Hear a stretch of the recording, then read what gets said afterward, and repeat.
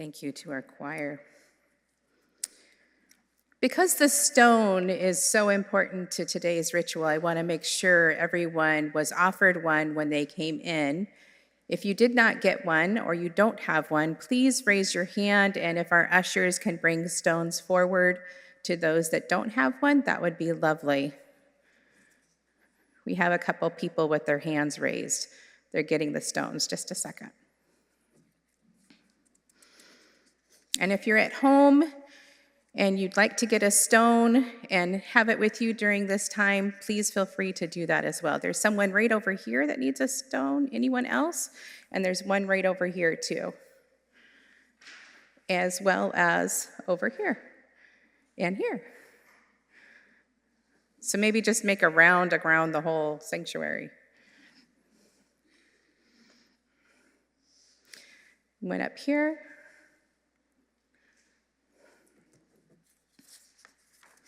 And as we're passing out those stones, one here.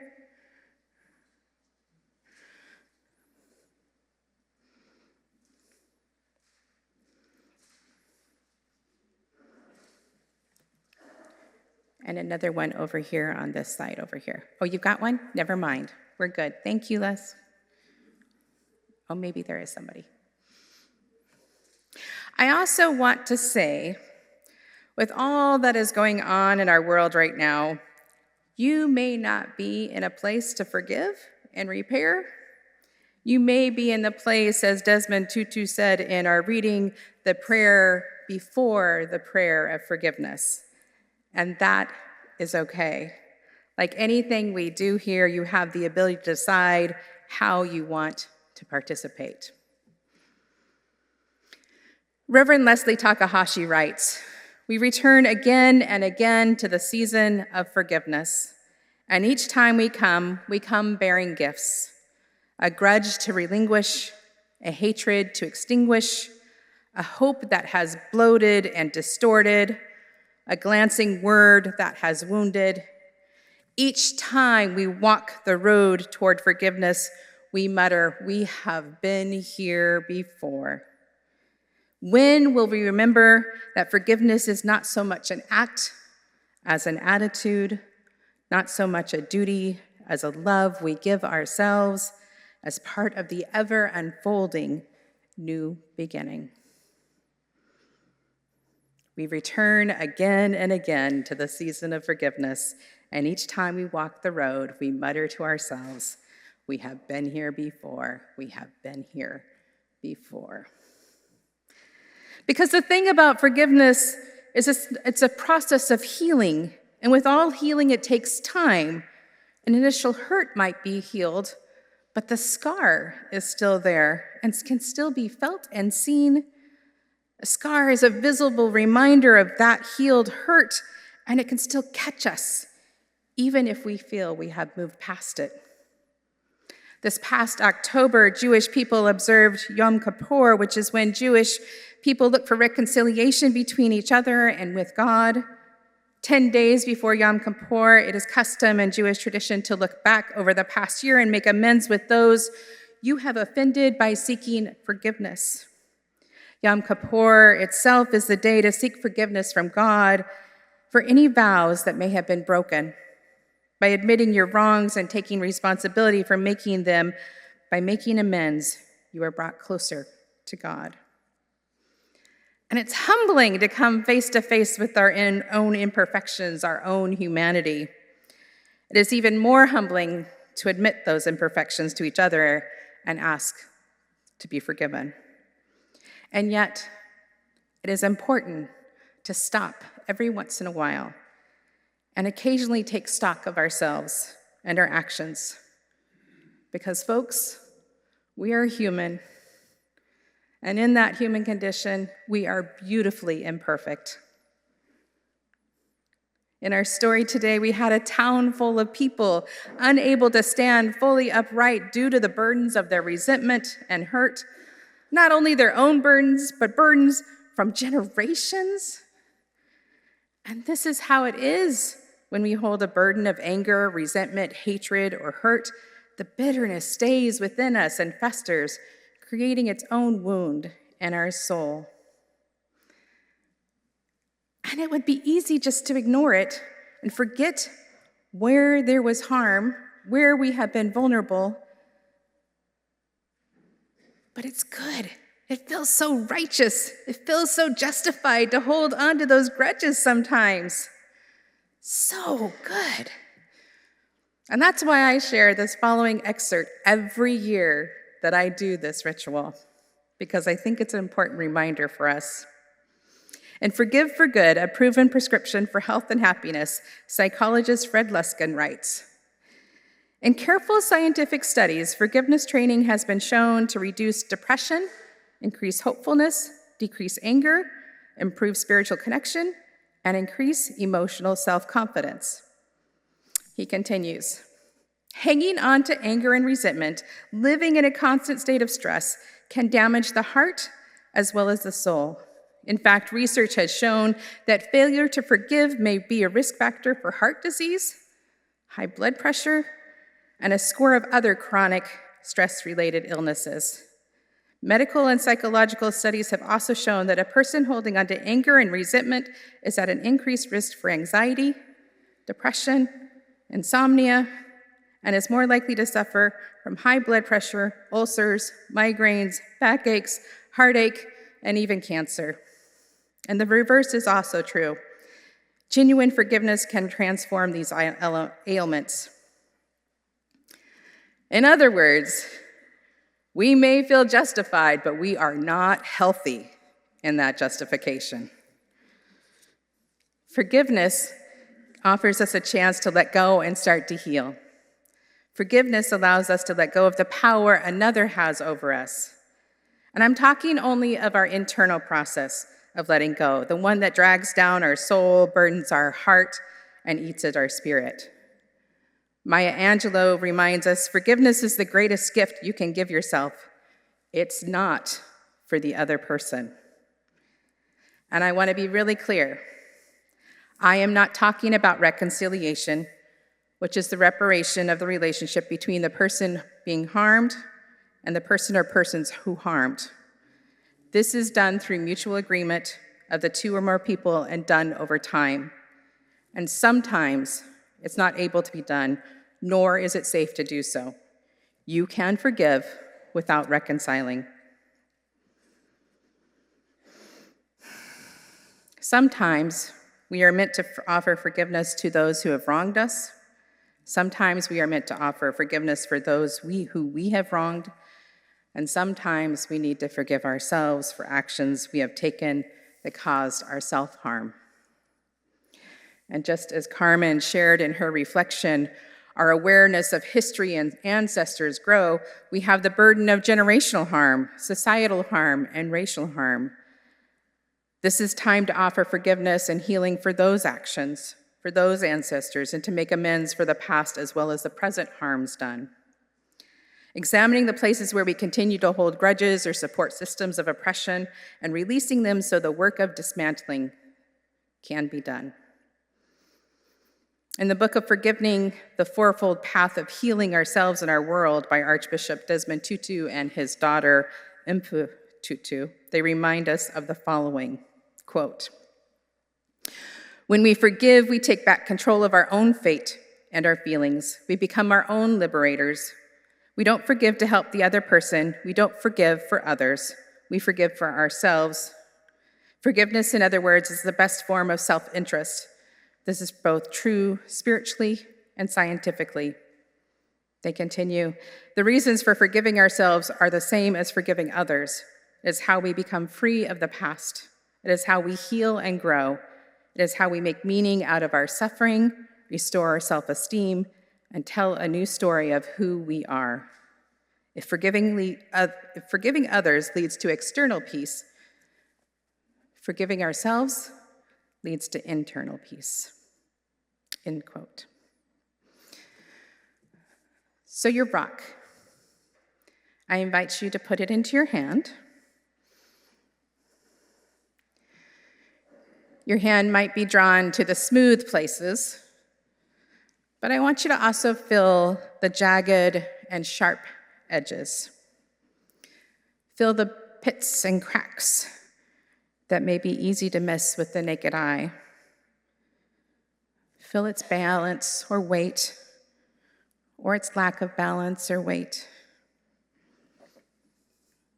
Thich Nhat Hanh invites us to imagine a pebble thrown into a river. As it sinks through the water effortlessly, detached from everything, it finally reaches the bottom, the point of perfect rest. We must be that people letting go of our grudges so that we can land at perfect rest. So as you feel your stone, find those places of perfect rest. And as you encounter them, reflect on where you're holding on to anger, resentment, hatred, fear, bitterness. Let them find a resting place in your stone.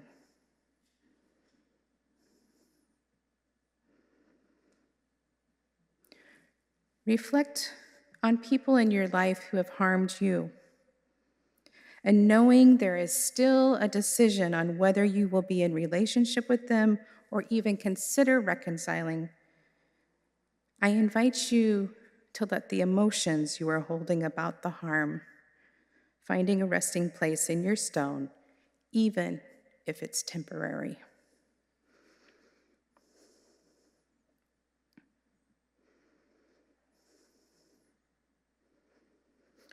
Bring to mind the people in your life you have harmed, knowing there is still repair work to do.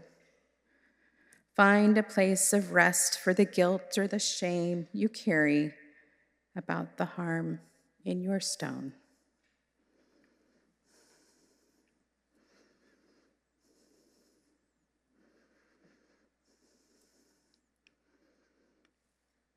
Think of the times you've been angry with yourself and held on to shame or bitterness for what you should have done.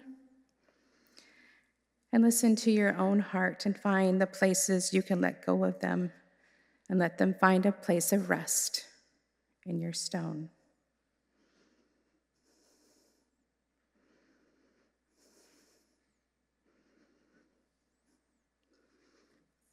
Bring to mind any ancestors whose actions have harmed. Let them find forgiveness for their actions through your actions, your healing.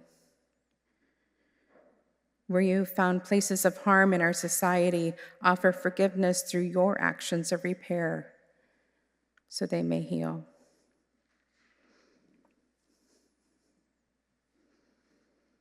Just for this moment, let each of these places where forgiveness is possible find a resting place in the stone in your hand. Let them go from your heart, your soul, and your spirit to reside in a piece of earth. Feel the weight of them in the stone and no longer on your person.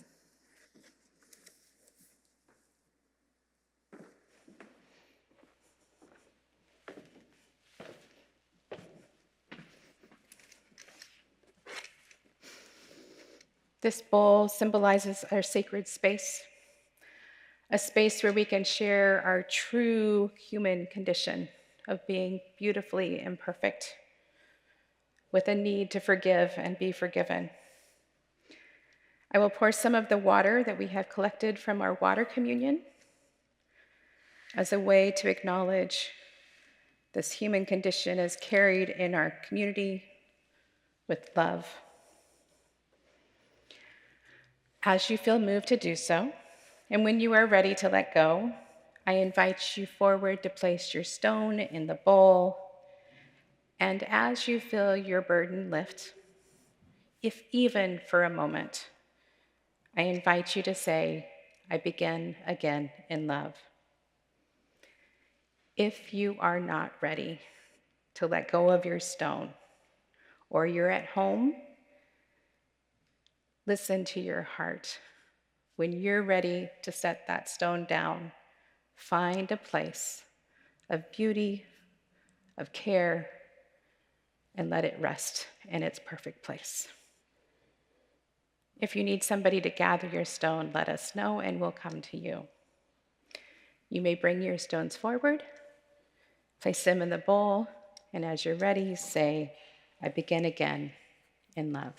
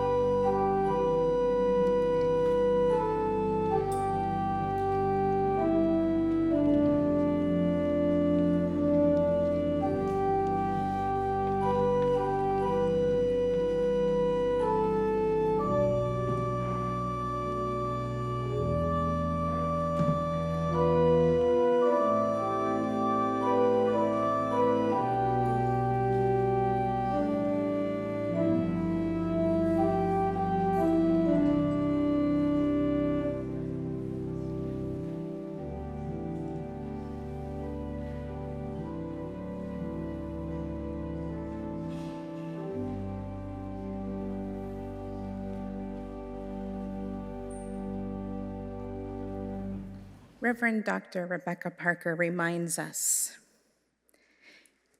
even when our hearts are broken by our own failure or the failure of others cutting into our lives, even when all we have done and life is still broken, there is a universal love that has never broken faith with us and never will. After service today, I will take this bowl and find a resting place in our courtyard for our stones so they may be held in our community going forward.